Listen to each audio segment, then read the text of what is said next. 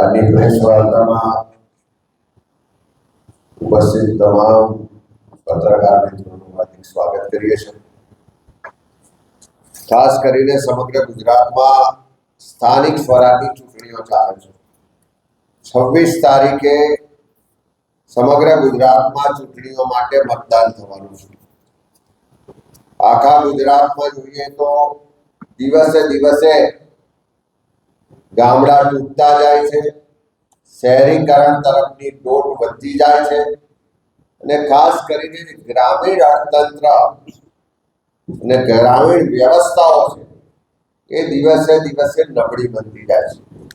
આ ગુજરાત એક એવું રાજ્ય છે કે જ્યાં સ્વર્ગસ્થ બળવંતરાય મહેતાજીએ પંચાયતી રાજને એક મોડેલ સ્વરૂપે વિકસાવ્યું અને આખા દેશના અલગ અલગ રાજ્યોએ આ મોડેલને અપનાવ્યું અને પંચાયતી રાજ વ્યવસ્થા ખૂબ મજબૂત બની।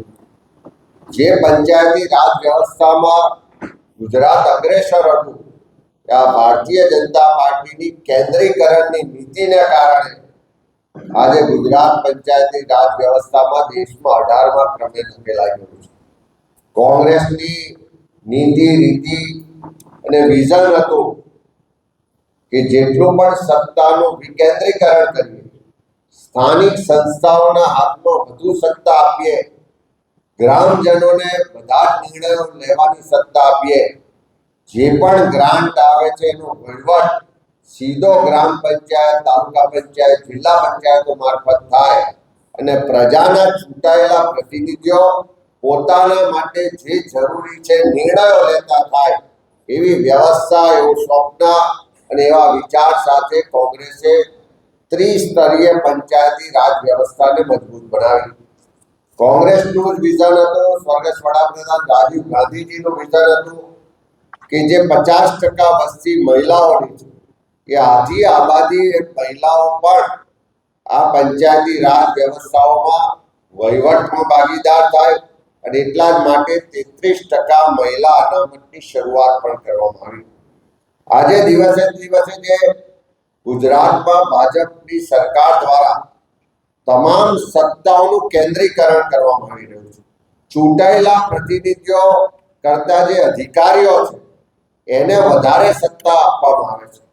ચૂંટાયેલા પ્રતિનિધિઓને સસ્પેન્ડ કરવા સુધીની સત્તા એ અધિકારીના હાથમાં આપવામાં આવે, એવા દિવસો ભૂતકાળમાં ગુજરાતે ક્યારેય જોયા નથી।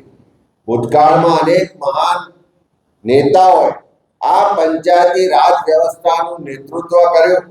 અનેક તાલુકા પંચાયત, જિલ્લા પંચાયતના પ્રમુખશ્રીઓ એવા લોકો હતા કે જેણે એની વહીવટની કુશળતા, વિઝનને કારણે ગુજરાતમાં બાળક ત્યાં શાળાથી લઈ અને અનેક દૂરંદેશી કાર્યક્રમોની શરૂઆત કરાવી।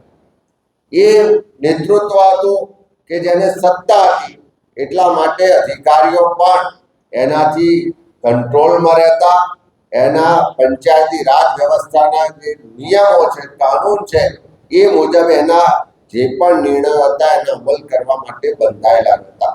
અત્યારે પરિસ્થિતિ ઉલટી થઈ ગઈ છે, અધિકારીઓનું રાજ ચાલે છે અને પંચાયતી રાજ વ્યવસ્થામાં ચૂંટાયેલા જે પ્રતિનિધિઓ છે એને ક્યાંક ને ક્યાંક સત્તા વગરના ખાલી દેખાવ પૂરતા બેઠા હોય એવી સ્થિતિનું નિર્માણ છે।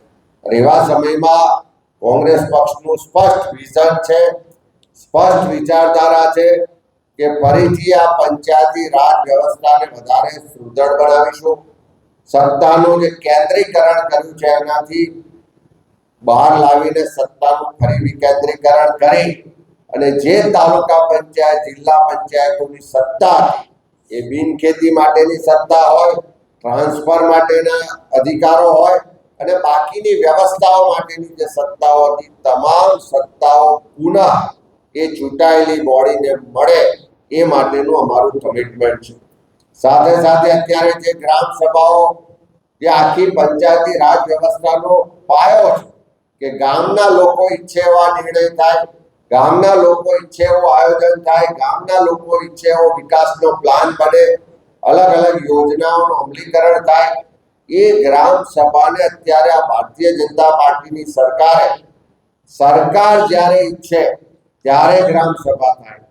સરકાર જે એજન્ડા નક્કી કરે એ મુજબની ગ્રામ સભા ચાલે એવી અધિકારીઓ અને સરકાર કેન્દ્રિત ગ્રામ સભાને બનાવી દીધી. એના બદલે મારું સ્પષ્ટ વિઝન છે કે આવનારા દિવસોમાં ગ્રામ સભા જ્યારે ગામના લોકો ઈચ્છે ત્યારે ગ્રામ સભા મળે.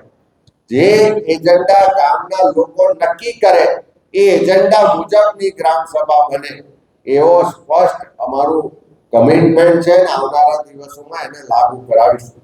સાથે સાથે અત્યારે દરેક ગ્રામ પંચાયતોમાં જે પંચાયતના ચૂંટાયેલા સભ્યો છે એ ગ્રામના પ્રશ્નોને લઈ, ગ્રામના વિકાસના કામોને લઈ તાલુકા પંચાયતમાં વારંવાર જવું પડે છે, જિલ્લા પંચાયતમાં વારંવાર જવું પડે છે. એ સરપંચ હોય કે ગ્રામ પંચાયતનો સભ્ય હોય એ જ્યારે વિકાસના કામો માટે, ગામના પ્રશ્નો માટે તાલુકા પંચાયત, જિલ્લા પંચાયત કે રાજ્ય સરકારના કોઈ વિભાગમાં મુલાકાત લેવા જાય ત્યારે અત્યારે અનેક લોકો એવા છે કે આર્થિક સંકળામણમાં હોય છે, પહોંચી શકતા નથી. ત્યારે એવા ગ્રામ પંચાયતના સરપંચ, એવા ગ્રામ પંચાયતના ચૂંટાયેલા સભ્યોને આવા ટ્રાવેલ કરવા માટે જે ટ્રાવેલિંગ એલાઉન્સ ની જરૂરિયાત પડે, તાલુકા પંચાયત, જિલ્લા પંચાયત કોંગ્રેસની બનશે તો તાલુકા, જિલ્લા પંચાયતના બજેટમાંથી આ ચૂંટાયેલા પ્રતિનિધિઓ માટે ટ્રાવેલિંગ એલાઉન્સની વ્યવસ્થા કરવામાં આવશે, એનો બજેટમાં સમાવેશ કરવામાં આવશે. દરેક તાલુકામાં એવી પરિસ્થિતિ થાય છે કે સરકારની અલગ અલગ યોજનાનો લાભ લેવો હોય, કોઈ જગ્યાએ નોકરી માટે અરજી કરવી હોય, બીજી કોઈ સહાય માટે અરજી કરવી હોય તો ઓનલાઈન અરજીઓ કરવી પડે છે. અનેક ગ્રામ્ય વિસ્તારોમાં આવી વ્યવસ્થાઓ નથી હોતી અને ખાનગી લોકો દ્વારા એમાં ખૂબ મોટી રકમ વસૂલવામાં આવે છે. ત્યારે અમારો કમિટમેન્ટ છે કે આવનારી કોંગ્રેસની તાલુકા, જિલ્લા પંચાયતોમાં દરેક જગ્યાએ રાજીવ ગાંધી સેવા કેન્દ્ર શરૂ કરવામાં આવશે. તમામ જે આધાર કાર્ડ હોય કે મા કાર્ડ હોય કે બાકીના જે અલગ અલગ સરકારી યોજનાઓ છે એના ફોર્મ ભરવાથી લઈ, ઓનલાઈન અરજીઓ કરવાથી લઈ, જેટલા પણ CSC સેન્ટર પરના જે લાભો છે એ તમામ કામો તાલુકા પંચાયત, જિલ્લા પંચાયતમાં રાજીવ ગાંધી સેવા કેન્દ્ર શરૂ કરી એક પણ રૂપિયો લીધા સિવાય નિઃશુલ્ક રીતે આ સેવાઓ આપવા માટેનું અમારું કમિટમેન્ટ છે. ખાસ કરીને તાલુકા પંચાયત, જિલ્લા પંચાયતમાં અનેક કર્મચારીઓ આજે ફિક્સ પગાર, કોન્ટ્રાક્ટ અને આઉટસોર્સિંગથી કામ કરે છે. ભૂતકાળમાં જ્યારે પંચાયતી રાજ વ્યવસ્થામાં પંચાયતોને સત્તાઓ ખૂબ હતી ત્યારે ભરતી કરવાની તમામ સત્તાઓ જિલ્લા પંચાયત લેવલે રહેતી. અમારું કમિટમેન્ટ છે કે જે પણ તાલુકા પંચાયત, જિલ્લા પંચાયતમાં કોન્ટ્રાક્ટ અને આઉટસોર્સિંગથી અત્યારે કામ લેવામાં આવે છે એવી તમામ જગ્યાઓ પર કાયમી ભરતી કરવા માટે તાલુકા પંચાયત, જિલ્લા પંચાયતનું કોંગ્રેસનું શાસન આવનારા દિવસોમાં એના માટે સુનિશ્ચિત કરશે. આજે બધી જગ્યાએ ભ્રષ્ટાચાર ચાલે છે.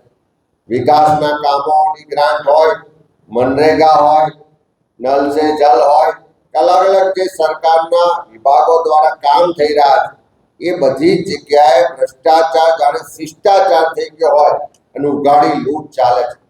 એવા સંજોગોમાં કોંગ્રેસની આવનારી તાલુકા પંચાયતો, જિલ્લા પંચાયતોમાં એક મોનિટરિંગ માટે વિજિલન્સ કમિટી બનાવવામાં આવશે અને દરેક વિકાસના કામોનું જનતા ઓડિટ થાય એ રીતની આખી વ્યવસ્થા ઊભી કરી અને આખા તાલુકા કે આખા જિલ્લામાં ક્યાંય પણ વિકાસના કામોમાં ભ્રષ્ટાચાર ના થાય એ માટે વિજિલન્સ કમિટી બનાવી